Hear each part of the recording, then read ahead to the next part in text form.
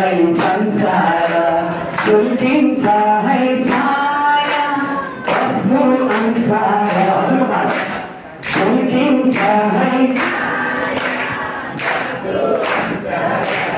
आजदेखि कहाँको आँखामा ठुलै संसार आजदेखि कहाँको आँखामा ठुलै संसार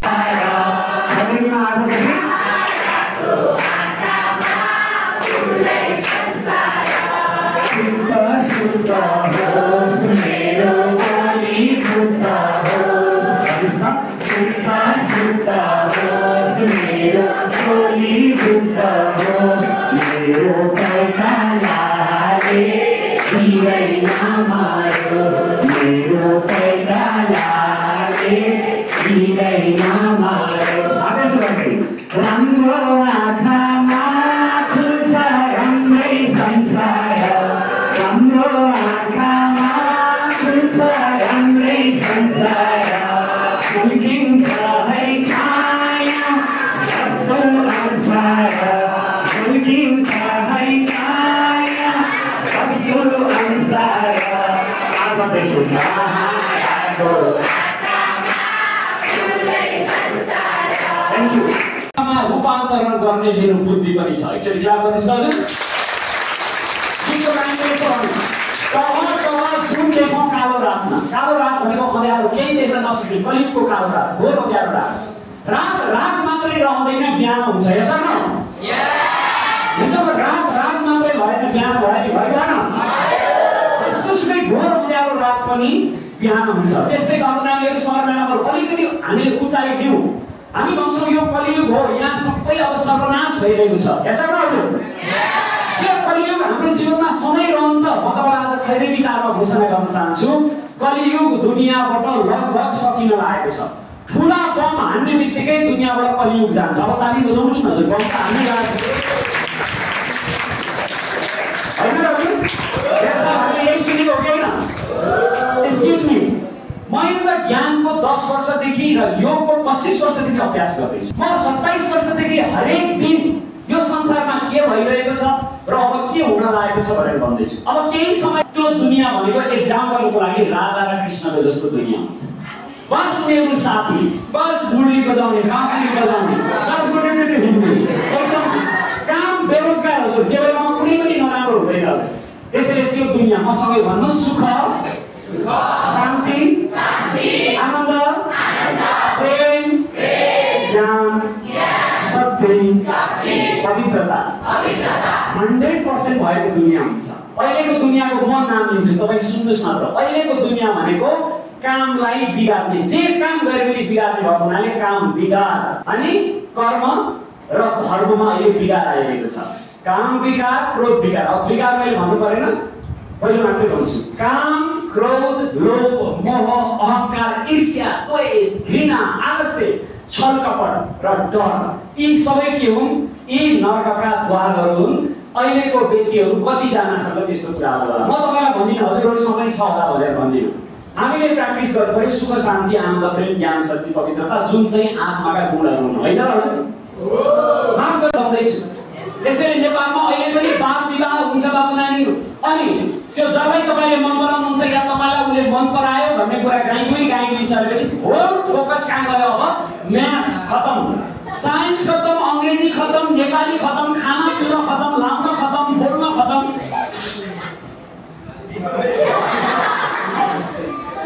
यो अहिले दुनियाँमा लागेको महारोग हो, महारोग।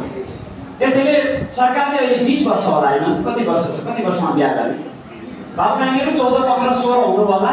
अहिले +2 दामी तरिकाले गर्नुहोस्, सबैलाई साथी बनाउनुहोस्। कति नै साथी छ र तपाईँको अहिले 3-4 जनालाई बेस्ट फ्रेन्ड भनिराख्नु भएको होला। म त अहिले संसारका धेरै करोडौँ मानिसहरूको साथी बनेको छु। फाइदा के हुँदो रहेछ भने सफल व्यक्तिहरूलाई साथी बनायो भने सफल व्यक्तिहरूले कसैले धन दिन्छन्, कसैले कपडा दिन्छन्, कसैले राम्रो कुराहरू दिन्छन्, गिफ्ट पठाइदिन्छन्। यो पुरा भएको छ। तपाईले मेरो शरीरमा लगाएका सबै कपडाहरू गिफ्ट छन्, प्रेम दोष प्रदान। यस्ता मिठा गीतहरू उहाँले गाउनु भएको छ 60 वर्षदेखि। हामीसँगको नाम लिएर हजुरले कुमारी 200 भन्दा बढी देशमध्ये नेपालमा मात्रै जीवित देवी कुमारीको पूजा हुन्छ। एक्सक्युज मी बहिनी, यो के को पूजा हो भने कुमारी भनेको आइडियल पर्सनालिटीको बहिनीहरूलाई दुःख दिनु हुँदैन, हैरान गर्नु हुँदैन, हेरेस गर्नु हुँदैन, बहिनीहरूलाई त पूजा गर्नुपर्छ भनेर कुमारीको पूजा थालेको। तपाईहरु पूजनीय हो, बहिनीहरूलाई भन्न चाहन्छु, तपाईहरु पूजनीय हो, आफ्नो जीवनलाई पूजनीय बनाउनुस्। अहिलेको लागि लसबसतिर नजानुस्। लसबस भन्ने शब्द मैले इस्मा बुझेर प्रयोग गर्छु, ठीक छ? अब मलाई एक्चुअली युरोपतिर लग्यो भने सर्टिफिकेट युरोपको देखेपछि मान्छेहरू ओ युरोपमा पढेर आएको भनेर हल्का ठुलो कुरा हुन्छ। जब युरोप गएँ बाबु नानीहरू स्कलरसिपमा म क्लासमा जाँदाखेरि हजारौँ रुपियाँ प्राप्त हुन्थ्यो र त्यहाँ खास गाह्रो पढाइ केही पनि थिएन। सब उनीहरूले मेरो कुराहरू पनि सुने। मैले युरोपबाट हाम्रो विनोद चौधरीको छोरा निर्माण चौधरीलाई चिठी लेखेर आइपुग्यो। के भनेर लेखेँ भने सर म अहिले युरोप आएको छु, म मेरो अटोग्राफ मात्र लिने होइन, उसँग इन्टरेक्सन गर्ने हो। मैले उहाँलाई भने कि म ड्रिम रिटेलिङ अर्थात् नेपालमा धेरै मानिसहरूका सपनाहरू नै छैनन्, लक्ष्य नै छैन, होइन बाबु नि? ठुला लक्ष्य नै छैन, लक्ष्य छन् भने पनि लेखेर राखेको छैन, कहिलेसम्म पुरा गर्ने भनेको छैन। यस न? म काठमाडौँमा बस्छु भन्दाखेरि धेरै मान्छेको लक्ष्य भनेको अलिअलि पढ्ने, पायो भने सरकारी जागिर खाने, नभए काहीँ न काहीँ झुन्डेर जागिर खाने, अरू जागिरहरू खाने, त्यो पनि पाएन भने पसल खोल्ने, विदेश जाने पायो भने विदेश जाने। लक्ष्य नै यस्तो यस्तो लक्ष्य। अनि अलिअलि कमायो भने 2 तलाको घर बनाउने र 40 लाखको गाडी किन्ने, यही मेरो। अनि गाडीमा कहाँ जाने, वरिपरि घुम्न जाने, पिकनिक खाने, लक्ष्य नै यही छ। यो लक्ष्य मान्छेले प्राप्त गरिरहेका छन्। मेरो विचारमा यो लक्ष्य हो, तर ठुलो लक्ष्य होइन। यसो न? लक्ष्य के हुनुपर्छ? 8.5 अरब मानिसहरूलाई कसरी मुस्कान दिएर अगाडि बढाउने, यो पृथ्वीलाई कसरी स्वर्ग बनाउने, नेपालीहरूलाई कसरी देवी देवता जस्तो बनाउने, संसारकै विकास बनाउने। म यहाँ तातिरहेको छु नि बाबु नानीहरू, भित्र एकदम तातिरहेको छ। एउटै कुराले मलाई एकदमै बिहान उठाउँछ विदुर सर, किनभने तपाईँले गुगल गरेर अहिले यसरी तारिफ गर्नु र तपाईँहरूसँग यतिकै खैरेनी कार आएको छैन। मैले सरलाई 2-3 चोटि सोधेँ, तपाईँले नआइपुग्नु भयो भनेर सरले भन्नुभयो। मैले सारा कामहरू छोडेर, व्यस्तता त छ, त्यसपछि म यहाँ आएको छु। किन आएको छु भन्दाखेरि म चाहन्छु हामी सबैजनाले मिलेर हाम्रो बुद्धिमत्ता अथवा हाम्रो देशको बुद्धिमत्तालाई माथि लग्नको लागि कन्ट्रिब्युसन दिउँ।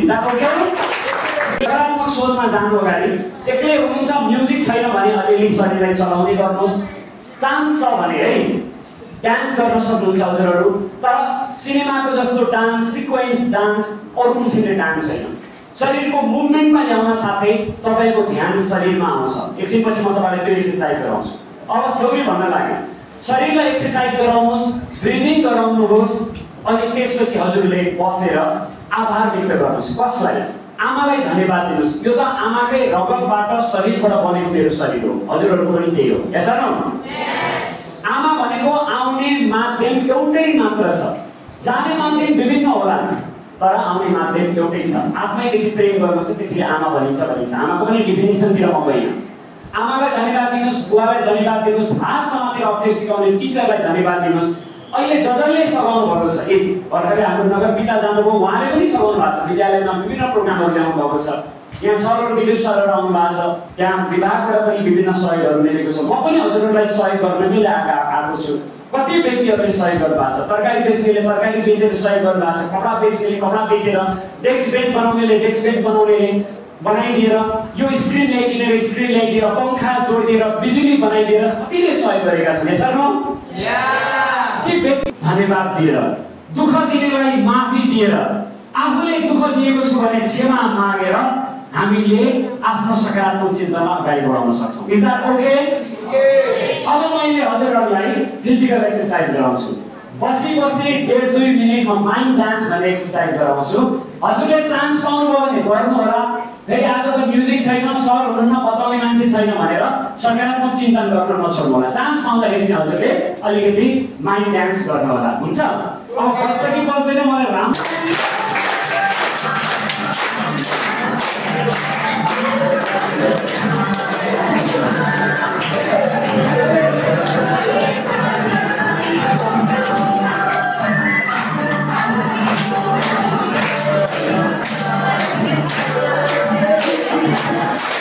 अब हजुरहरूलाई के